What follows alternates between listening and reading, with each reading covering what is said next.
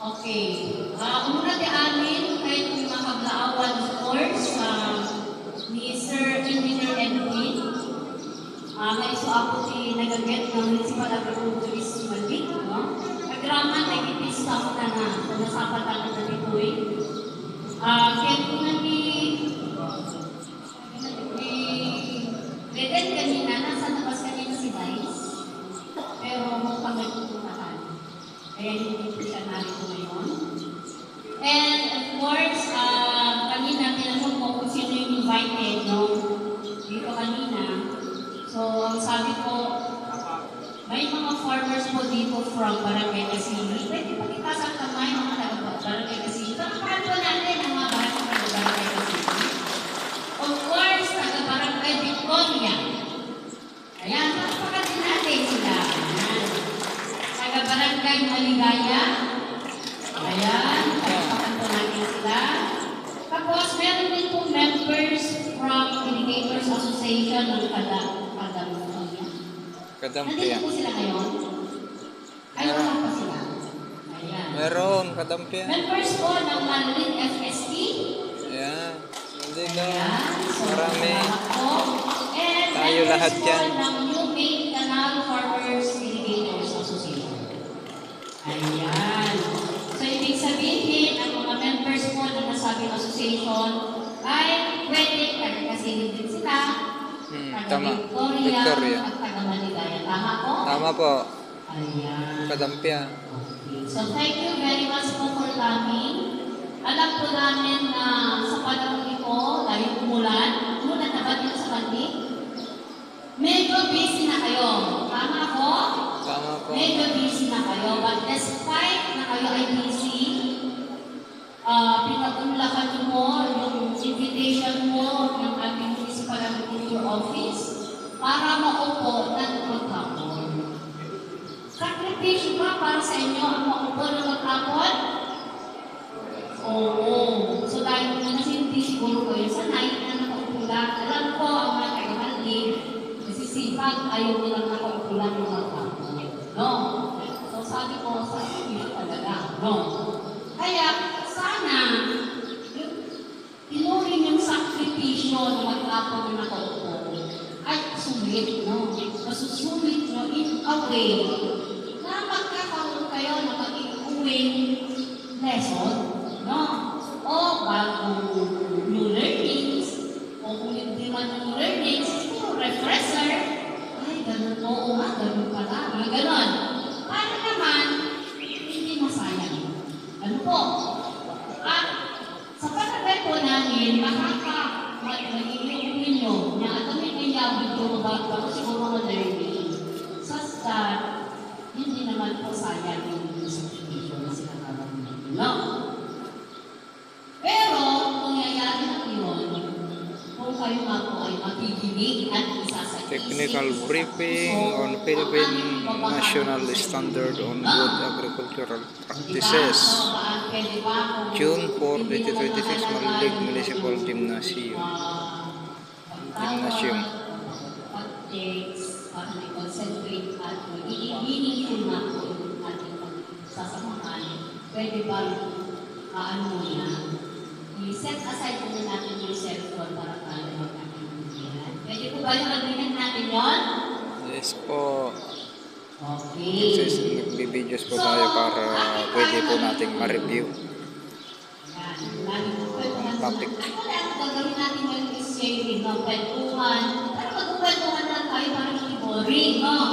Kwentuhan, alamin namin yung experience nyo, alamin namin ginagawa nyo.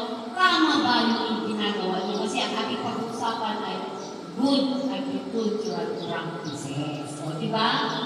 So, meron kayong mga practices na yung mga practices nyo ba ay naaayon sa pamantayan na tinatawag natin Philippine National Standard Code of Good Agricultural Practices. So, i-discover nyo ngayon, ay tama. Ay tama kami sa Manlin. Or in the end, ma-analyze, ay ang dami din namin ngayon ginagawa. Yun ang gusto natin ituloy. No? Or, una sa lahat, yun ang nais natin ipaalam sa inyo. And syempre,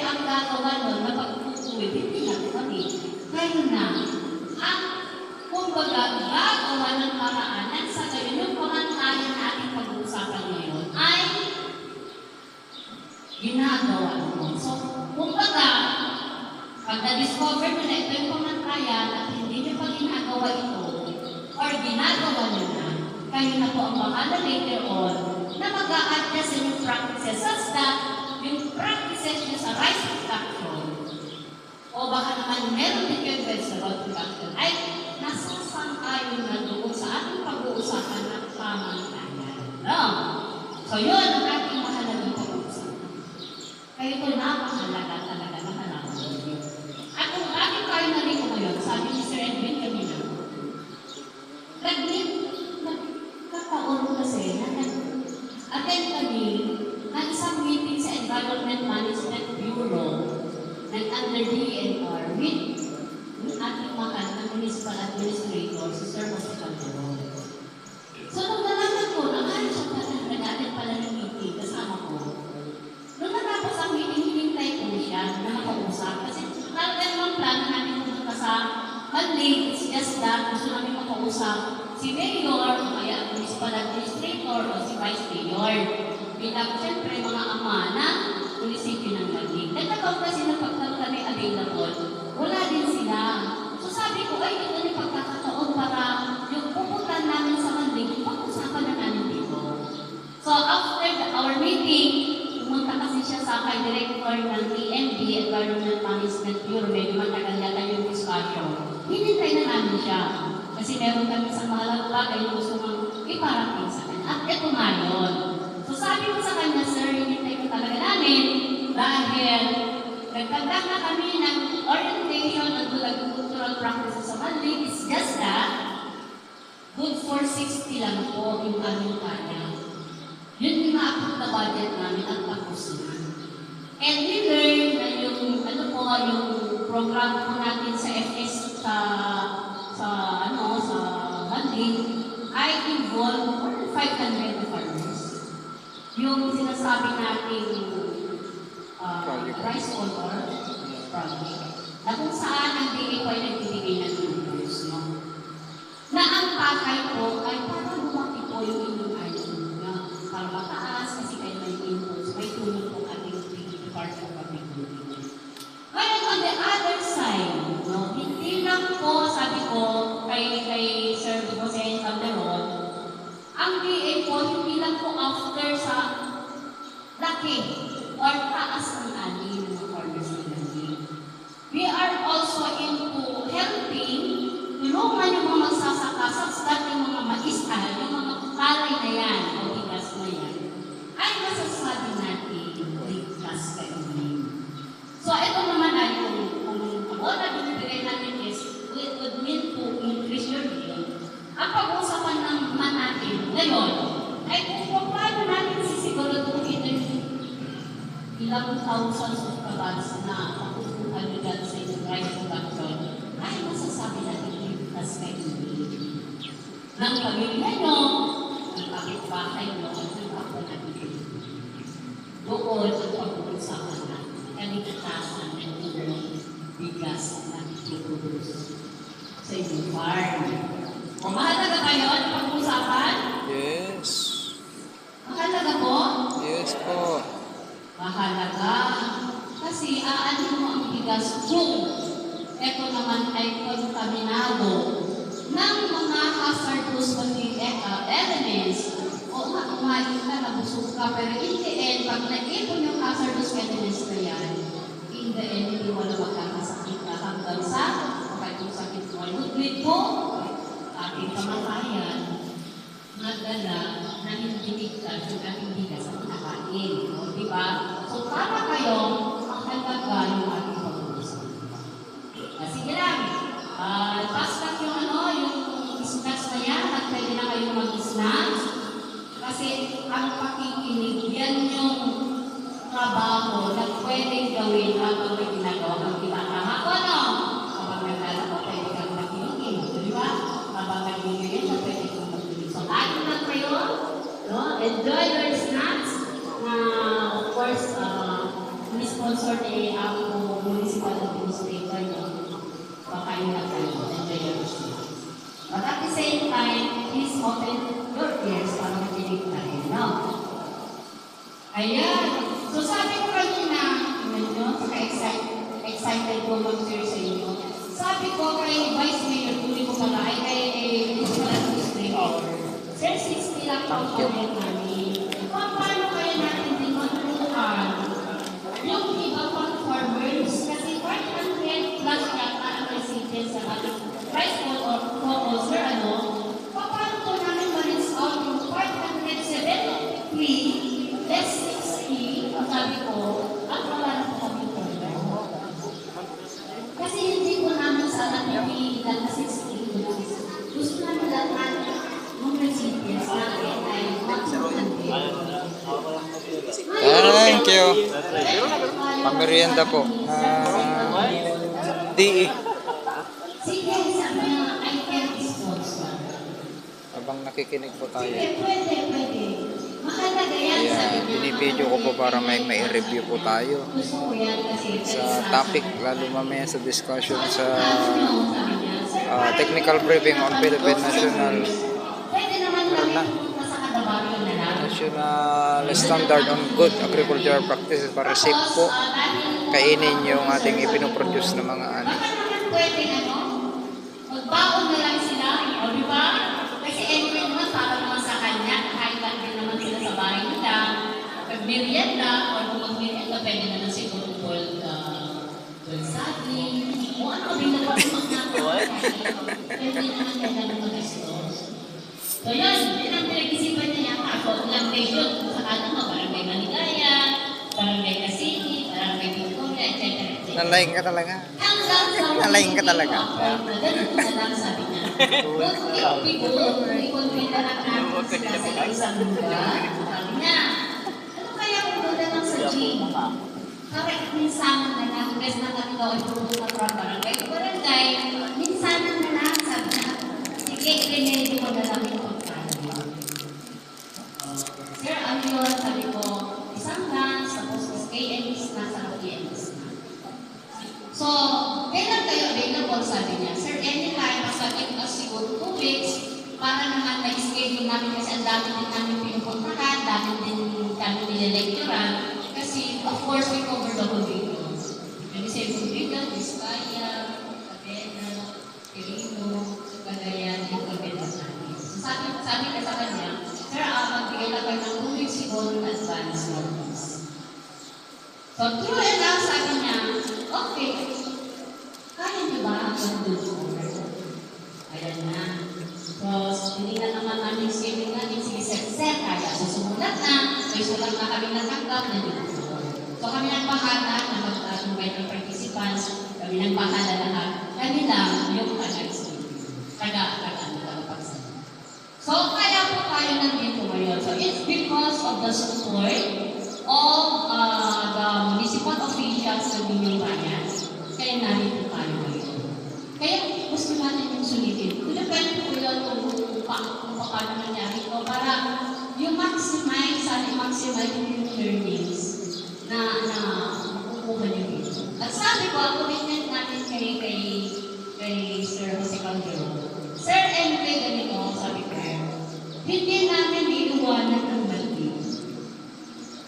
Hindi enough na sila ay maturuan ng isang araw para sa agricultural practices. But we will assure you na magbibigay kami ng technical assistance until such time na lahat po ng beneficiary po ng Rice for All program ay mabigyan ng GAP certification. So, such that kasi na po ay na-certify, sabi ko, lahat po ng produkto ng Tagamanlig, ngayon po na 570 na, ay tapakan po natin ng field gap mine. Yun. Ay, maganda yun na, sabi ni Municipal Administration. Ay, maganda yan. Yes, sir, kasi yung pagtatapakan na yung rice nila ng field gap mine, eto yung garantiya na yung bigas na produce nila ay ligtas. Gusto niyo yun?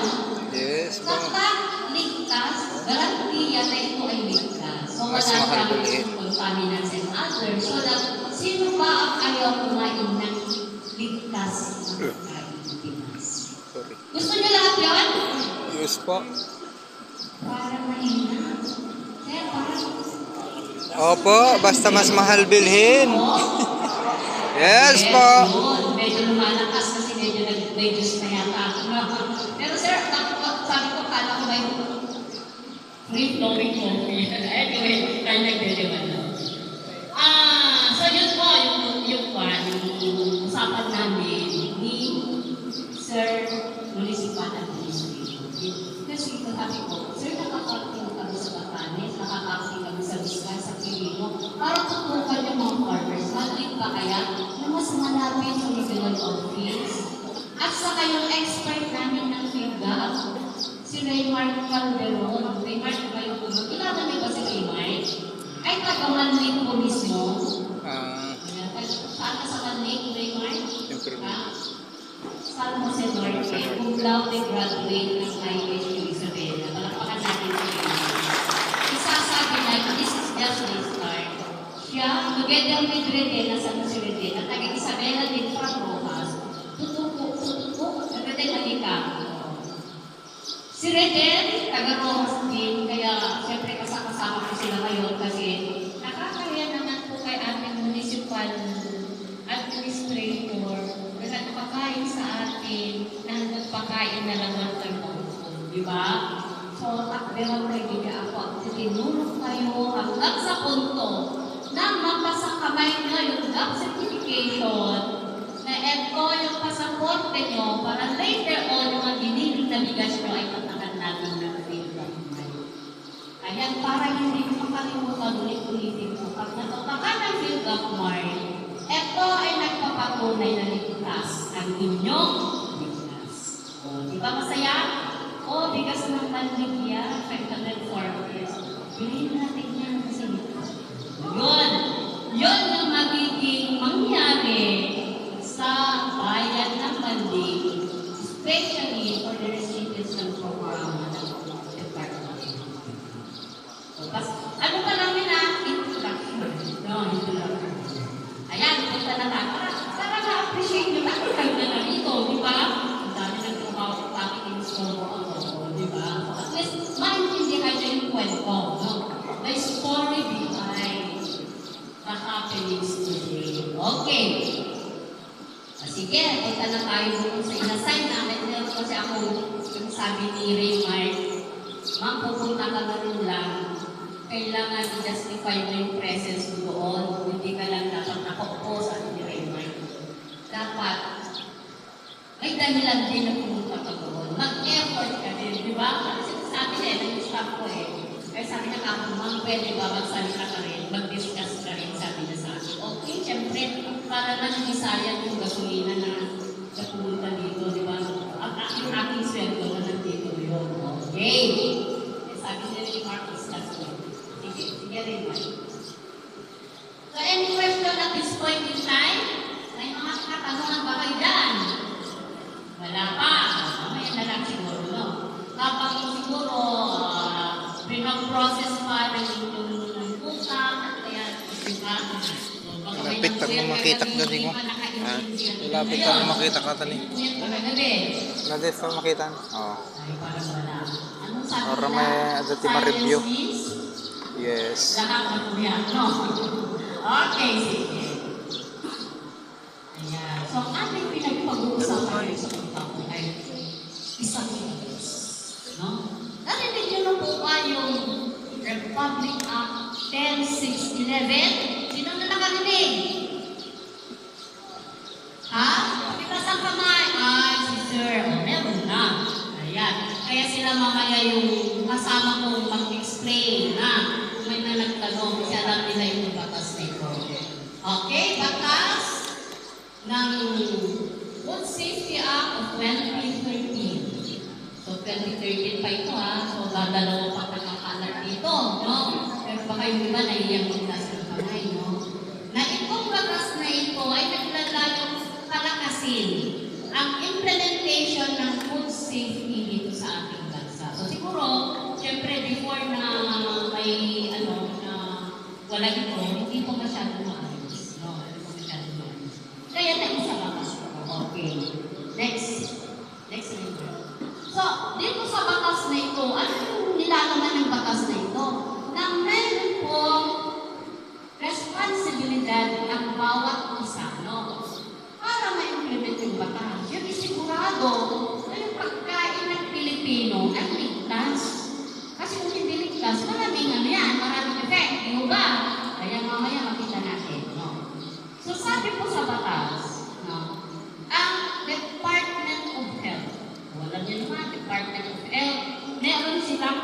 Bureau ng tawag natin ay FDA, Food and Drug Administration. Ano ang role ng FDA under the Department of Health in terms of food safety? Ayan, kailangan lahat ng processed foods, no? Yung mga process na kanelata, tocino, longganisa, hindi ko process yun. Mga dilata at lahat na yan. Kailangan sila ang magsigurado ng binibili natin sa grocery, di ba? Hindi tayo dilata, pag time to time. O, di ba? Kung tayo binibili ng dilata. Corned beef, meatloaf, etc. etc. So sila, ang may responsibility na siguraduhin na lahat ng yun ay ligtas kainin na bibili. O yun ang responsibility nila. Ang DA naman, anong responsibility nila? O, responsibility din ng DA na lahat ng crops. O, tingnan nyo ngayon. Lahat ng crops, lahat ng animals ang pinakain natin ay karne ng baboy, karne ng manok, karne ng baka, etc. etc. Responsibility din ng DA na siguraduhin na lahat na nabibili na pagkain ay ligtas din. Kasama dito ang ligtas. At kayo, ang nandito ngayon, kaya napasama kayo sa lakas. Kaya kayo ang nakakatulong. No? So, responsibility namin na turuan kayo, siguraduhin na yung bigas na lumalabas sa inyong mga farm ay ligtas kainin ng Pilipino. Diba? Yun ang nakaatak sa Department of Agriculture. Bigas, mais, gulay, fruits and vegetables, food animals, and even fish and other marine animals. Nakaatak yan na responsibility ng Department of Agriculture. No? Ang LGU naman, meron din, nasa nagtaga-LGU dito. Ayun, lumabas sila. Ang responsibility, sila din ang kumbaga mag-enforce. Sila ang magpatupad na ito ay nagagawa ng mga farmers within their area of jurisdiction. Kaya ganun na lamang po supporting ang ating officials dito sa LGU kasi sila din ang katuwang ng DA at DOH para ipagpapad yung batas. No? O, diba? Na lahat sana ay ng farmers ay alam. Kasi paano mo naman kaya i-ensure na ligtas yung iyong bigas? Hindi mo naman alamin kung ang kaya, di ba? Hindi mo alamin mo muna. O kaya, alamin natin ang iyong kumakayan. Dahil responsibilidad ng DA na siguro dahil na ligtas ang ating pagkain. Next remark, may mga ginawang paraan. Pero una sa lahat, bakit ba kasi kailangan natin i-ensure na ligtas? Ano ba kasi yung possible na contaminants ng ating kinakain? O alam ko, very familiar kayo dyan sa danger na maaaring itulong ng mga pesticides. Alam naman natin na ating pagsasaka, hindi na po ito it's now a necessity. Or meron ka bang farmer dito na hindi gumagamit ng pesticide? Wala na, no? Kasi from time to time, may insects, kailangan naman tayo na gumamit, no? So, yun ang isang contaminants, no? Or isang food safety hazard. Pesticides, meron din tayong heavy metals, meron din tayong aflatoxin, and hindi mga gusto. Kung magandang, no? Alam niyo ba yung aflatoxin and heavy metals? Na kung yung lupa mo o yung tubig na ginagamit mo sa inyong pagsasaka ay kontaminado ng heavy metals, ang laking disgrasya ang ibigay sa atin. Kasi heavy metals ang pinipili na yung drink. So, di ba? Pag aflatoxin naman, matindi din yan kasi hindi na luto.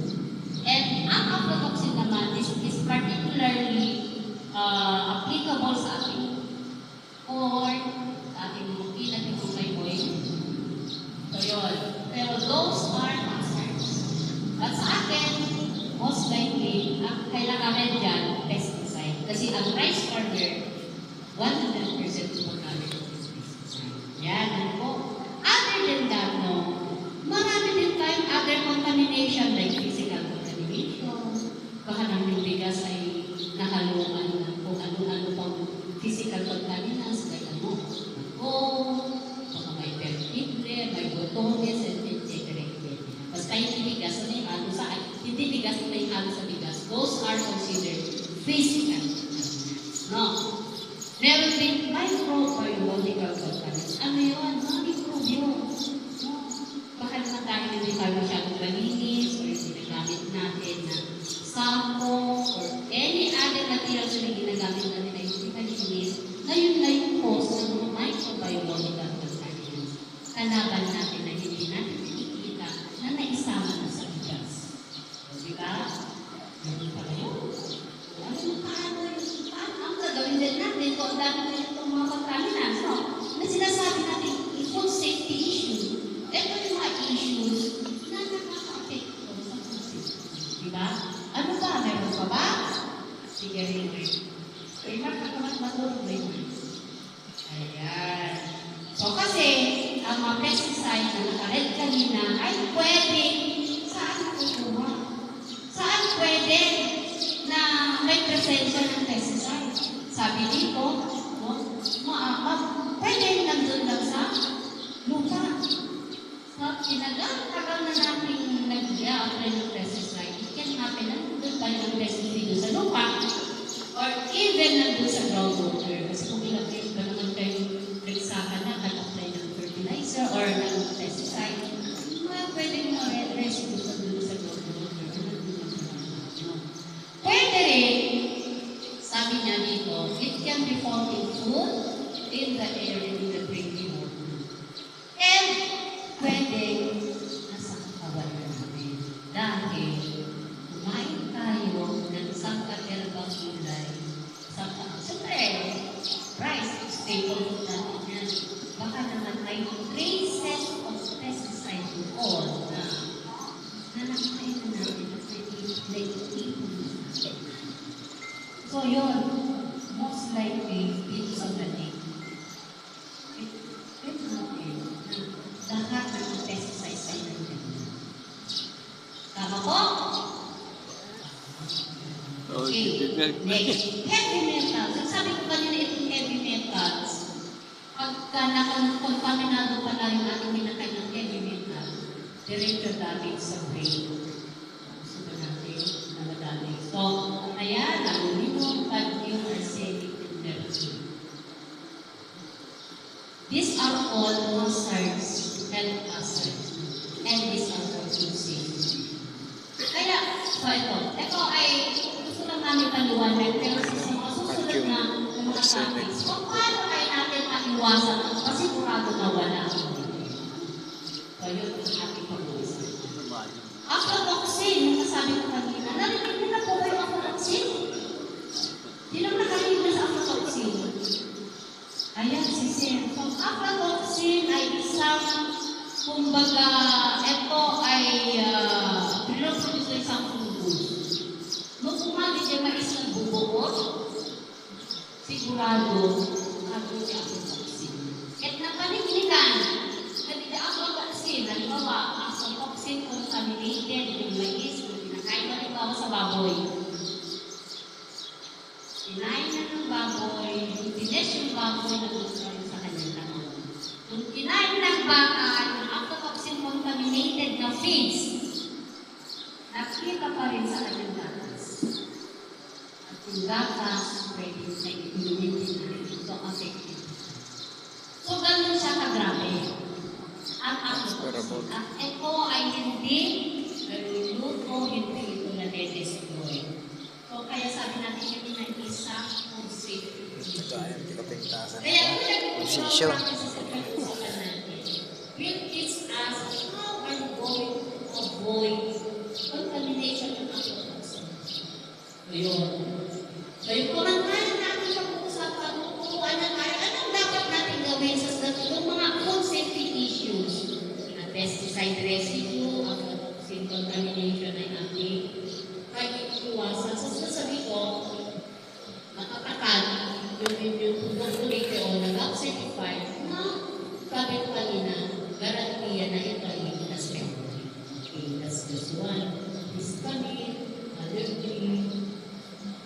red light, ito naman, of course, ito na yung para sa fishes, no?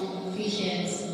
And of course, yung sabi natin, physical contamination, sabi ko na kanina, any other items na napasama sa ating bigas na nagiging ay hindi bigas, ay physical contamination yun. And yung microbiological contamination, sabi ko na, ay these are pathogenic bacteria, no? And other microorganisms that will cause cancer to our body. Paano kayo maiwasan kung hindi natin nakikita talakan? So ito, no?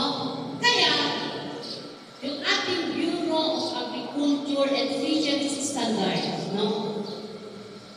Nakalagay doon ang food safety act, yung batas na sabi ko kanina. Ilan na niyang box? Wala kasing regional office dito sa lahat, sa all regions. Wala silang regional office, kaya baka hindi yung kilala. But ang ating Bureau of Agriculture and Fisheries Standards, sila yung ahensya ng ating gobyerno na gagawa ng pamantayan. Kaya sila ngayon ang gumawa ng pamantayan ng good agricultural practices. Kasi, sabi ko ng batas, ng Food Safety Act of 2013, kailangan mandato ng DOH, no? At DA na gumawa ng food safety standard. No? Kasi talagang problema. So, kailangan meron tayong pamantayan. Sabi ng ating gobyerno, para na-ensure na ligtas yung pagkain natin dito sa Pilipinas. So, may mandato ngayon ang DA at DOH. Pero siyempre, ang DOH, marami silang ginawang pamantayan. Ang DA, through BAF, na Bureau of Agriculture and Fisheries Standard, gumawa naman ngayon ng pamantayan, no? Para maiwasan na sinabi ko ng issues or concerns. Ano yung pamantayan? Hindi pinag-usapan natin ngayon. Ito ngayon yung pamantayan. Makakawatan yung ikot ng mga pamantayan. Yes. Pamantayan or standard ng pag-alagahan. Hindi mo kami ang dahil ang mga pag-alagahan. Inarami.